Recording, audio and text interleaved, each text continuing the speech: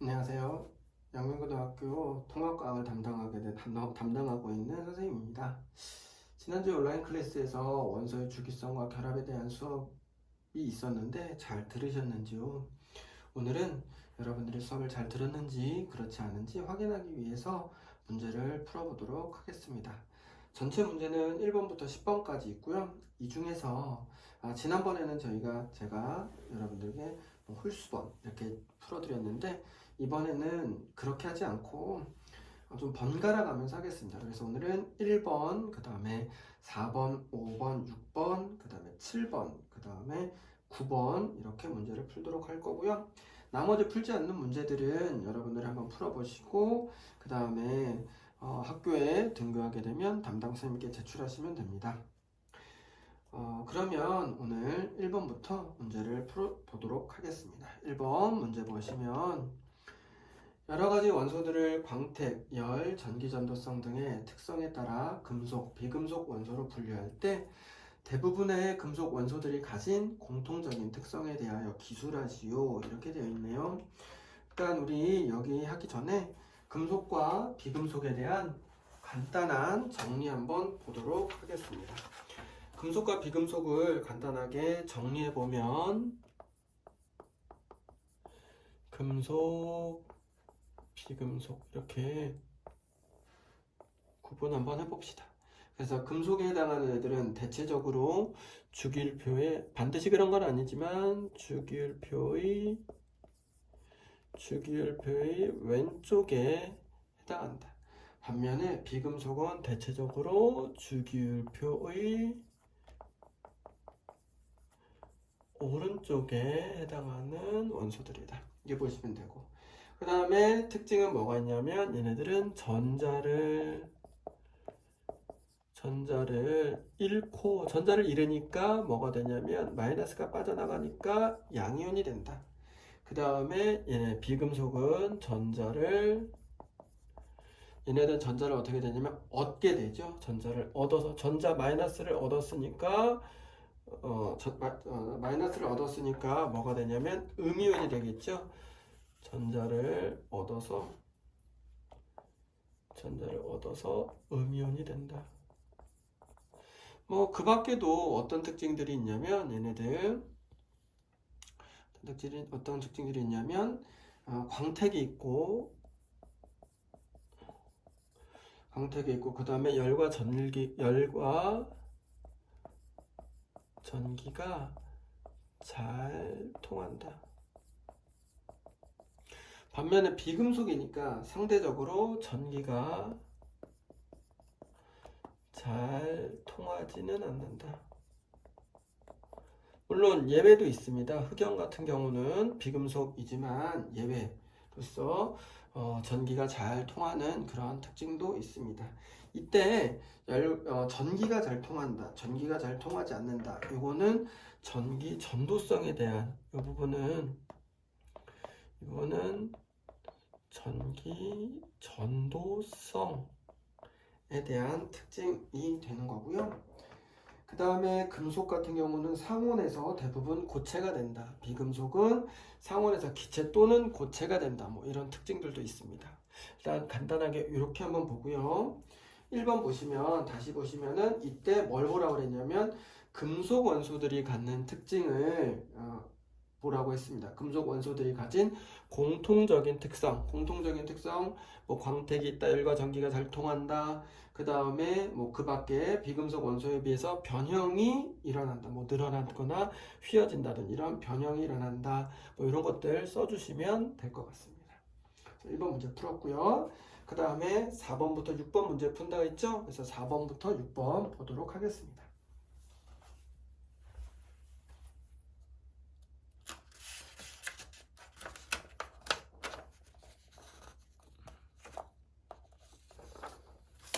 그래서 4번부터 6번 보면 그림은 주기율표의 일부를 나타낸 것이다. 물음에 답하시오 이렇게 되어 있고요. A부터 E는 임의의 원소를 나타낸다 이렇게 되어 있네요. 그 다음에 주기율표 밑에 보시면 4번 A부터 E 중 화학적으로 유사한 성질을 갖는 원소를 짝짓고 그 까닭을 서술하시오 이렇게 되어 있죠. 일단 이 문제 풀기 전에 주기율표 간단하게 한번 보도록 하겠습니다. 주기율표 좀 보실까요? 주기율표 선생님이 간단하게 정리 한번 해봤습니다. 주기율표 잠깐 보시고 잘 안 보이니까 확대를 좀 해보도록 하겠습니다. 주기율표 보시면은요, 이때 주기율표 보시면 일단 여러분들이 여기 족과 그 다음에 주기에 대한 개념을 좀 잘 알고 있어야 될 것 같습니다. 족과 주기. 주기율표에서 족이란 세로줄을 의미합니다. 여기서 세로줄. 여기는 이렇게 세로줄 총 1번부터 몇 가지냐면 18쪽까지 있죠. 이게 족. 족이 같다라는 건 그러면 여기서 나트륨은 칼륨은 얘는 다 1족에 해당합니다. 그래서 나트륨, 칼륨 얘네들 전부 다 화학적 성질이 비슷하다. 그래서 같은 족에 해당하는 애들은 화학적 성질이 비슷하다. 요거 보시면 될 것 같습니다. 같은 족에 해당하는 애들은 화학적 성질이 비슷하다. 주기는 뭐? 같은 가로줄에 있는 거. 같은 가로줄에 해당하기 때문에 전자 껍질의 수가 같다. 알겠죠? 그렇게 일단 보시면 됩니다. 다시 문제로 돌아와서 다시 문제로 돌아오도록 하겠습니다. 다시 문제로 돌아와서 4번에서 화학적으로 유사한 성질을 갖는다. 좀 전에 화학적으로 성질이 유사하다. 그러면 같은 족을 찾아라. 그 얘기입니다. 같은 족인 애들은 누가 있죠? 4번 B와 그 다음에 E 같은 족이니까 여기 A와 D가 있죠. 그래서 A와 D 이렇게 고르시면 되고 얘네는 이유는 뭘까요? 이유는 왜 그러지? 같은 족이니까. 같은 족이라는 얘기는 뭐죠? 같은 족이라는 얘기는 원자과 전자의 수가 원자과 전자의 수가 같은 족이므로 그래서 같은 족이므로 같다. 원자과 전자의 수가 같은 족이므로 같다. 얘네들은 원자과 전자가 얼마냐면 1. 얘네들은 원자과 전자가 얼마냐면 0이 된다. A하고 D는. 그래서 0이 된다. 그럼 최외곽 전자는 얘네들은 0이 아니라 8이 되죠. 8. 가장 바깥쪽에 있는 전자의 수, 최외곽 전자. 그래서 그거는 8이고 원자과 전자는 0이다. 왜냐하면 반응하는 전자가 없기 때문에. 그 다음에 5번 보겠습니다. 5번 문제 보시면 요거 선생님 잠깐 치우고 정리하고 그 다음에 문제 보도록 하겠습니다.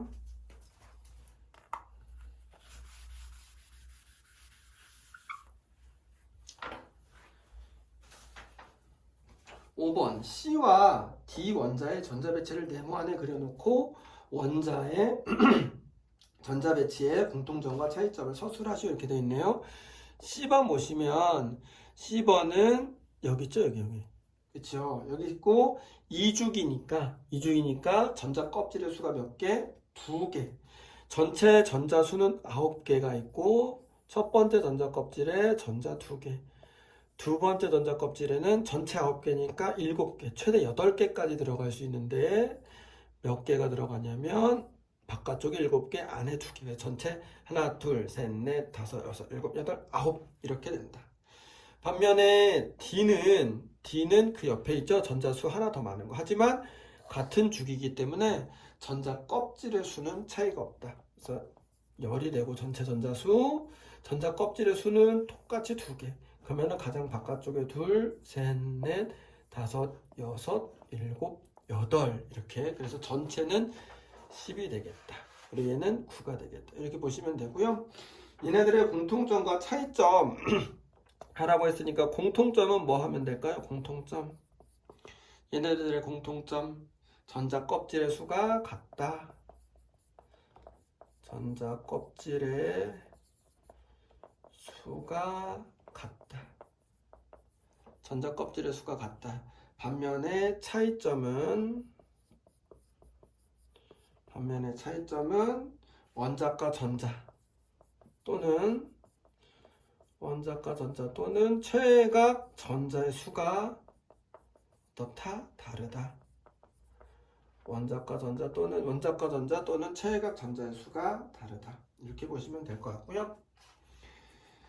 그 다음에 6번 보도록 하겠습니다. 6번 보시면 알칼리 금속 쪽의 원소들은, 알칼리 금속은 얘네들을 의미하죠.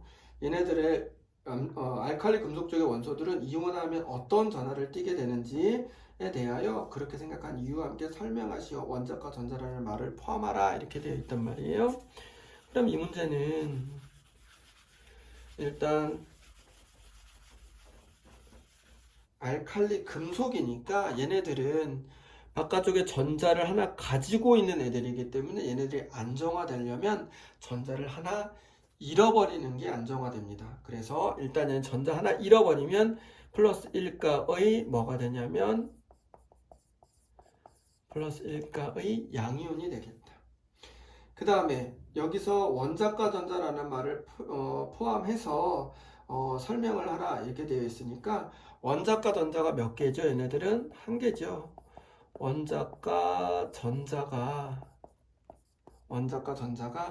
한 개이므로 옥테트 규칙, 그러니까 안정화되기 위해서는 얘네들은 하나를 잃어버려야 되기 때문에, 그렇죠? 그래서 이므로 전자 한 개를 어떻게 되냐면 더 많죠. 더 많기 때문에 한 개를 잃어야 하기 때문이다. 이렇게 하시면 됩니다. 하시면 되고요. 여기서 여기 A, B, C, D, E 이렇게 되어 있는데 이것들도 구체적으로 이름이 있습니다. A 한번 정리해보면 A는 뭐가 되냐면 헬륨이 되고요. 그 다음에 여기서 말하는 B는 뭐가 되냐면 리튬이 되고, 여기서 말하는 C는 뭐가 되냐면 플루오린이 되고, 그 다음에 D는 뭐가 되냐면 네온이 되고, 그 다음에 E는 뭐가 되냐면 나트륨이 됩니다. 이건 주기율표 보시면 여러분들 다 확인하실 수 있습니다. 이 정도는 그리고 알고 계셔야지만 문제 푸는데 훨씬 도움이 되기 때문에 혹시 잘 기억하고 있지 않다면 이 정도는 좀 기억을 좀 해주셔야 될 것 같습니다. 그 다음에 7번 문제 보도록 하겠습니다. 7번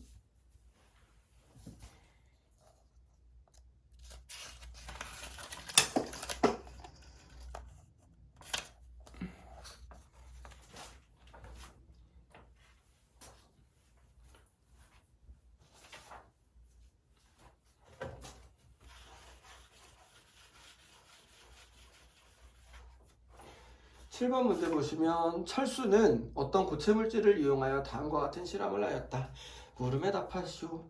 실험 과정 1, 2, 3 되어 있는데 고체 상태에서 전기 전도성을 측정한다. 자, 1번 고체 상태에서 전기 전도성을 측정한다. 그 다음에 2번 물을 그릇에 넣고 가열하여 녹인 후 액체 상태에서 전기 전도성을 측정한다. 그 다음에 3번은 증류수에 녹인 후 그 다음에 수용액의 전기 전도성을 측정한다, 이렇게 되어 있는데 보니까 1번은 고체는 흐르지 않고 그 다음에 2번하고 3번 얘네들은 흐르게 되겠죠. 그래서 1번 보시면 시료로 사용한 물질과 같은 화학결합, 그러니까 여기서 고체 상태에서는 흐르지 않고 액체나 수용액 상태에서만 흐르는 이러한 물질들은 어떤 특징이 있냐? 얘네들은 바로 이온 결합을 한 물질이 되겠다. 첫 번째, 얘네들은 이온 결합을 한 그러한 물질들을 기역, 니은, 디귿, 리을에서 골라주시면, 그러면 이온 결합을 하고 있는 애들은 누구다? 니은하고 리을, 이렇게 고르시면 되겠습니다. 그래서 염화나트륨과 수산화나트륨 이렇게 고르시면 되고요. 그러면 이온 결합이 뭐냐? 이온 결합에 대한 특징을 잠깐 좀 보시면, 이온 결합이란 얘네들은 금속의 양이온과 다음에 비금속의 음이온이 결합해서 정전기적 인력에 의해서 결합하는 그러한 결합을 우리는 이온 결합이다. 그래서 어떤 물질이 있을 때 그 물질이 이온 결합을 했냐, 그거는 양이온과 음이온의 결합 형태인지 아닌지를 일단 보시면 됩니다. 물론 금속의 양이온이고 비금속의 음이온이어야 됩니다. 그 다음에 2번 문제 볼까요? 2번 괄호 2번 보시면 철수는 실험을 하여 또 다른 고체 물질을 이용하여 동일한 실험을 하여 다음과 같은 결과를 얻었다 이렇게 되어 있죠. 그런데 또 다른 고체 물질을 봤는데 이번에는 얘네들이 전부 다 흐르지 않았다. 전부 다 흐르지 않았다라는 얘기는 무슨 얘기가 되냐면 전기 전도성이 없다. 전기 전도성이 없다. 그 얘기는 얘네들은 뭘 나타내는 거냐면 공유결합이다. 그래서 2번 답은 공유결합 이렇게 하시면 되고요. 그러면 그 이유는 뭐냐? 어떤 상태에서도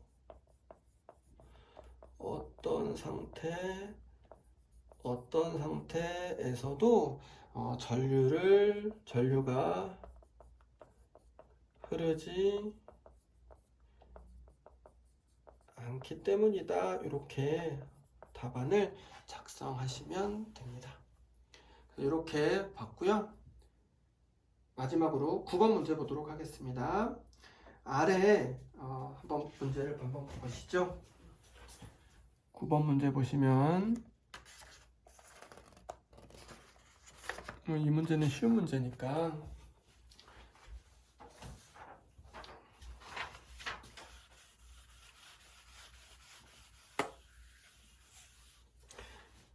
아래 여러 화합물을 이온결합 물질과 공유결합 물질로 구분하시오 그랬죠. 그래서 아까 얘기했지만 이온결합 물질은 금속과 비금속의 결합이다. 금속 물질과 비금속의 결합 요거 찾으시면 되고요. 그 다음에 공유결합은 비금속과 그 다음에 비금속 이렇게 골라주시면 됩니다. 그래서 이온결합에 해당하는 그런 애들은 누가 있냐면 여기서 리을, 미음, 비읍 이렇게 찾으시면 되고 공유결합에 해당하는 애들은 기역, 니은, 디귿 이렇게 골라주시면 됩니다. 그래서 오늘 1번, 그 다음에 4, 5, 6번, 7번, 9번 문제 풀어봤는데요. 어때요?